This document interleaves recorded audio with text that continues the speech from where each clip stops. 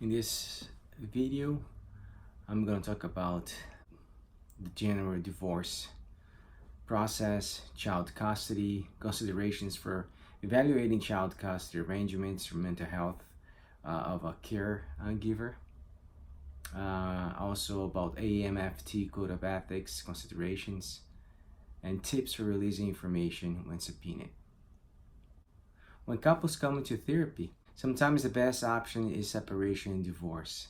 Dr. William, in his article, How Therapists Harm Marriages and What We Can Do About It, said that when working with couples, a therapist should have training and also be able to work with conflict. Many couples come with a lot of conflict. We should not be neutral. We should not pathologize the other partner when doing individual therapy or when we work with couples individually. And also we should caution with language that might undermine the relationship. Most importantly, we need to know our values and what we believe. If not this way, we can do harm to our clients, and we should not do harm. In the article, Reducing Divorce Conflict in the Family, Therapy Magazine of July and August of 2007 edition, the authors highlight that helping a couple during divorce process is very important because there is an association between interparental conflict and children's adjustment post-divorce. Within 2 or 3 years of post-divorce, a majority of parents has settled into cooperative or parallel co-parenting arrangements. So it's important for us to make sure that we help them during this process and make sure that they can function together as parents, even though they're not married anymore or together anymore.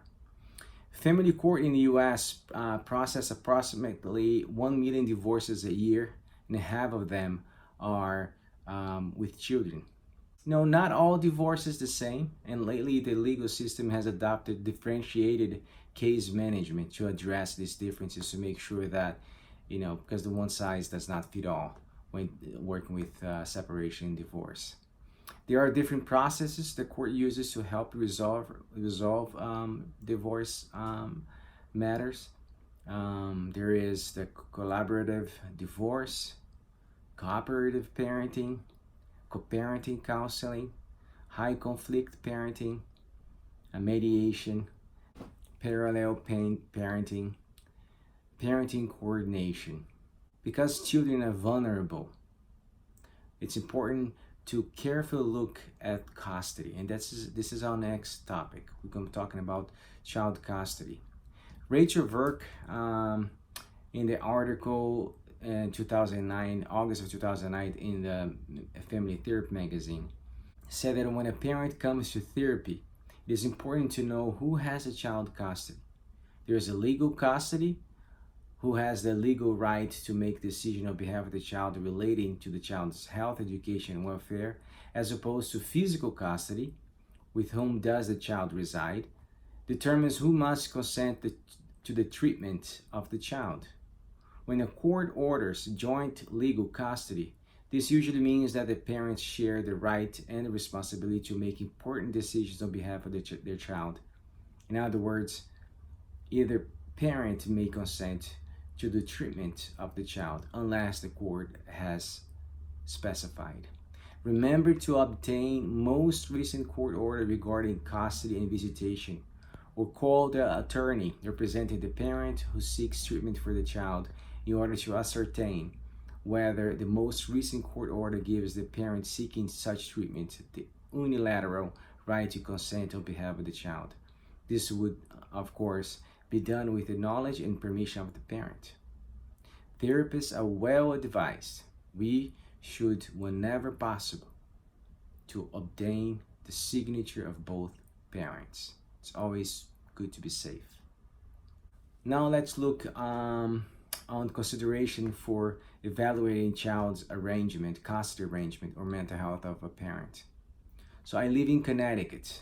In Connecticut, the judicial branch website states that we have consistently held in matters involving child custody that While the rights, wishes, and desires of the parent must be considered, it is nevertheless the ultimate welfare of the child which must control the decision of the court. So, if you're trained and has authority to evaluate custody, look for the child's best interests. When you're doing therapy, look at the child's best interests. So Michelle Rosen on August 2009 article in the Family Therapy magazine. And by the way, go to the Family Therapy magazine, and they have a bunch of articles that talks about this if you want to go more into details about a divorce and these different processes. So Michelle, she said that child custody evaluation happens when parents cannot come to a parenting plan after divorce or separation. Now, the custody evaluator's role is that of an impartial, professional expert who makes recommendation to the court. Child custody evaluator is required to have competence in performing assessments of children, adults, and families. The basic goal of custody evaluation is to assess and determine what the best psychological interest of the child is. The focus of the evaluation is on parenting capacity, the psychological and developmental needs of the child, and consequently, a recommendation for the most appropriate custody arrangement and parenting plan. Recommendations to the court will typically include an assessment of the parent's parenting capabilities as far as knowledge, skills, and abilities, an assessment of the psychological functioning and psychological needs of each child, a documentation of the kid's wishes as far as a parenting plan when decided as appropriate by the custody evaluator, and an assessment of each parent's ability to meet those needs. Custody evaluation usually uses multiple methods of data gathering, including clinical interviews, observations, and psychological assessments. A custody evaluator may not give an opinion regarding any individual who has not been interviewed by him or her personally, and in general would refrain from expressing opinions which are not directly supported by data. There are some models of custody evaluations. The tender years model is centered on the idea that young children need to be with their mothers. There's also the best interest of the child.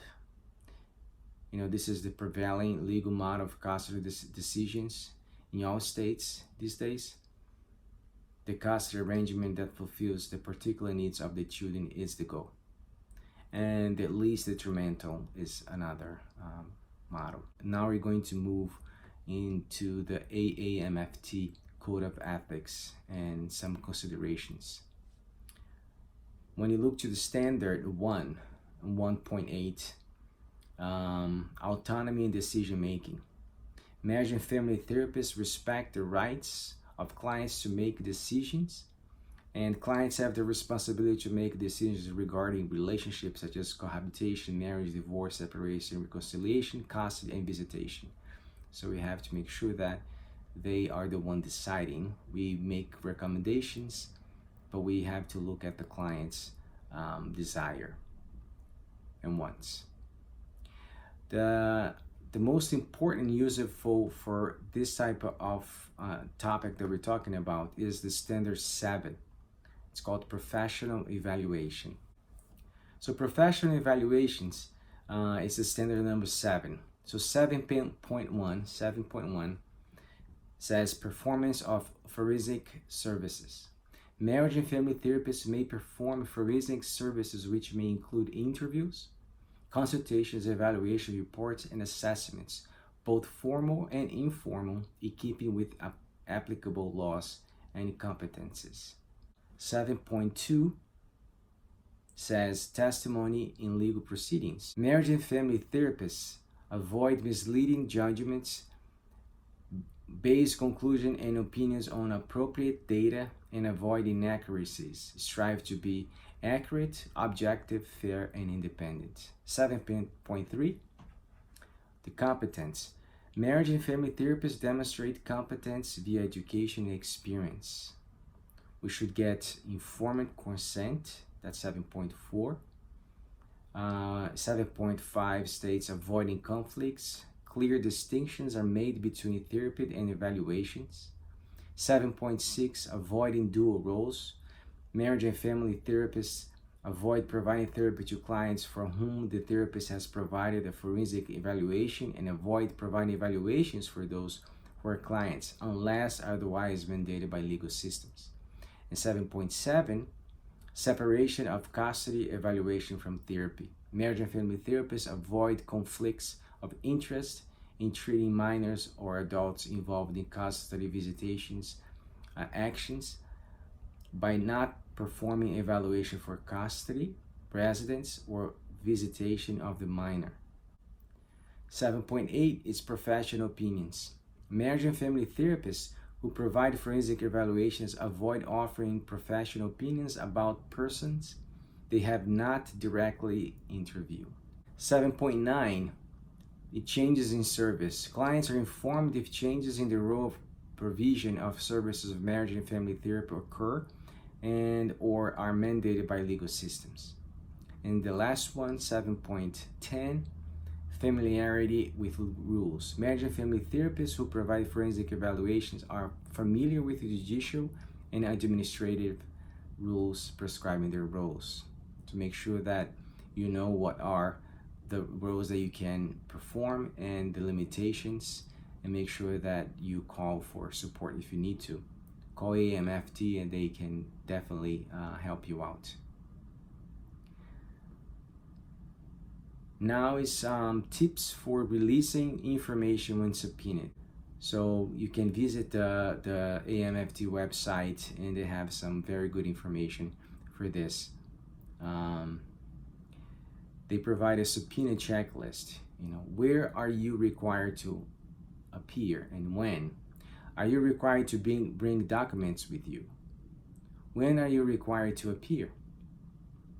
If you're required to appear for a deposition with less than 1 week's notice and that presents a problem for you in terms of management of your office and your clients, call the attorney issuing the subpoena and request a change in date. Does the subpoena contain a check for witness fees and expenses? It's important. You may call the attorney issuing the subpoena and find out how long the disposition or hearing is expected to continue. Request a witness fee in the amount of the number of hours times your hourly fee. This does not guarantee you receive payment and you cannot condition your showing up on being paid. Does a subpoena contain release signed by your client authorizing you to testify and produce documents? It's important to remember that the AMFT's Code of Ethics and most state laws governing confidentiality require that a waiver be in writing. It's in your interest to invoke the privilege if subpoena is not accompanied by a signed waiver. If, however, the attorney issuing the subpoena represents the opposing party, the subpoena must have a release signed by your client attached to it. If there is no signed release, you need to protect your client's confidentiality and invoke the psychotherapist client privilege on your client's behalf. That the subpoena is a court order is true so far as it goes, but in breaching a client's confidentiality, a subpoena does not offer the therapist sufficient protection. Do not be intimidated by threats or rants. All states recognize mental health professional client privilege in one way or another. In Connecticut, where I live, the judicial branch website says, privileged information refer to all information exchanged between an individual and a healthcare professional related to the diagnosis and treatment of the individual. In general, that means that the professional may not be legally required to disclose the contents of the communications over the objection of the individual. So in this video, I talked about the general divorce processes, talk a little bit about child custody, consideration for evaluating custody. We talked about in length the AMFT Code of Ethics and Considerations, and also in length tips for releasing information when subpoenaed. Thank you very much, and soon I'll post more videos.